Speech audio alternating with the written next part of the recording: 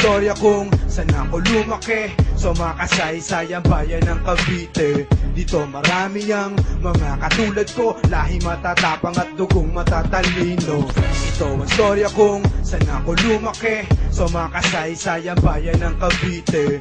Dito marami ang mga katulad ko, lahi matatapang at dugong matatalino. Noveleta, Cavite, dito ako sinilang. Dito nagsimula pangarap ko na mapabilang. Ang mga kwento sinulat ay maging alaman at makilala ang boses sa dayuhang panapan. Pagkaman ako hindi hamak na dukha at di mayaman, pero ang kasaysayan ay bakat na sa pangalan mo sa ating bandila ay unang tinaas at pinaglaban ng mga bayan hindi mapigtas. Pagsama-sama tayo magkakapit-kapit kamay, sariling wika na Tagalog ang gamit panabay. At ang gabay ko ay ang lapis na siyang gamit kong panulat. Sa kaprasong papel ang istorya pilit kong sinulat. Marami sa atin dito tuluyan nakalimot. Gigisingin ko kayo sa aking mga bagong ulat. Ang sugat ay naghilom, muli akong babangon. Cavite, Pilipinas, ito ang aking hamon.